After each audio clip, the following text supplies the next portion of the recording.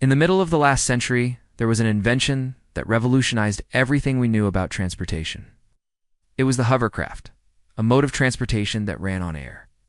This remarkable invention enabled us to sail smoothly on surfaces ranging from muddy seas to sandy beaches and icy plains, all without getting our feet dirty. But how does this magic happen? The secret lies in a cushion of air. By blowing air into the bottom of the boat, we can form a thin layer of air between the boat and the surface, which greatly reduces friction and makes the boat almost effortless to move. Think of it like a magic carpet. Just like a carpet can float on a layer of air, so can our boats. And the best part is that it can be incredibly fast, reaching speeds of over 130 kilometers per hour on water and up to 240 kilometers per hour on land. Can you imagine flying over the streets of your city at nearly 250 kilometers per hour? It would be like living in a real-life action movie.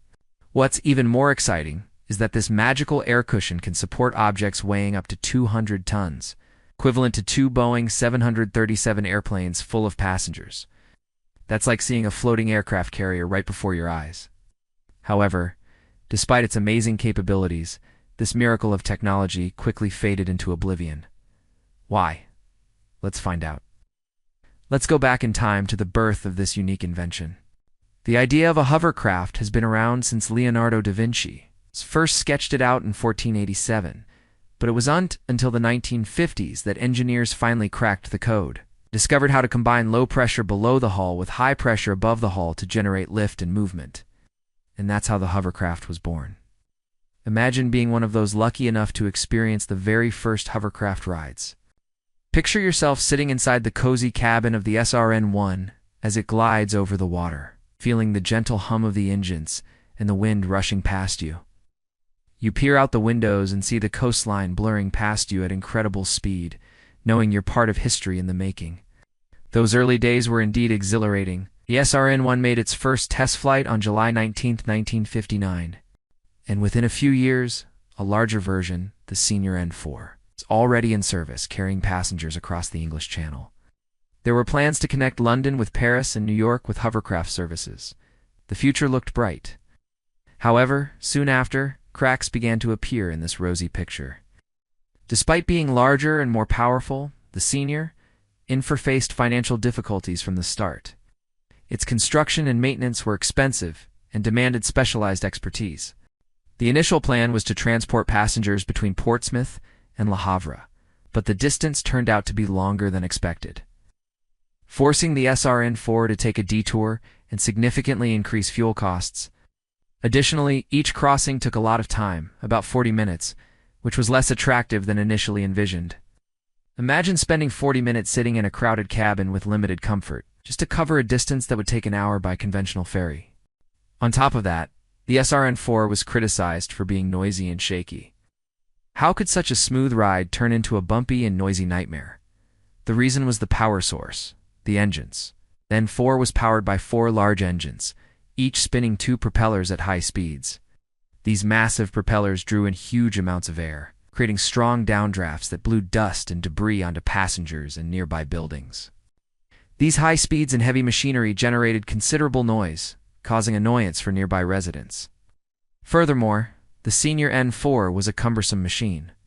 It needed wide-open spaces for takeoff and landing and couldn't dock at regular ports or beaches. This reduced flexibility limited the range of locations it could serve, making it harder to attract passengers. For a moment, it seemed as if the dream of fast and convenient transportation was destined to remain a mere illusion. But hey, don't give up yet. Maybe we can still find a way to make this dream come true. As the years passed, the hovercraft business began to falter, operating at a loss. People started looking for other ways to get from one place to another, such as taking the train or flying in a plane. The number of hovercraft crossings dropped sharply. During the 1970s, passenger numbers declined by 50%. While during the 1980s, only a handful of enthusiasts continued to use hovercraft across the channel. By the end of the 1990s, only one company remained offering hovercraft services, which ultimately shut down in 2000. As a result, the giant hovercraft, the pride of Britain, became nothing more than a relic of the past. Imagine attending one of the very last hovercraft trips and seeing firsthand how this innovative technology was fading away.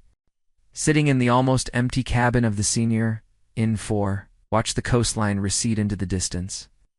Realizing that this might be the last time anyone will ever witness this magnificent journey, the silence is deafening, broken only by the hum of the engines. You can't help but feel a sense of melancholy as you realize that this marvel of engineering is disappearing from the waterways. Will we ever see anything like it again? The question remains unanswered.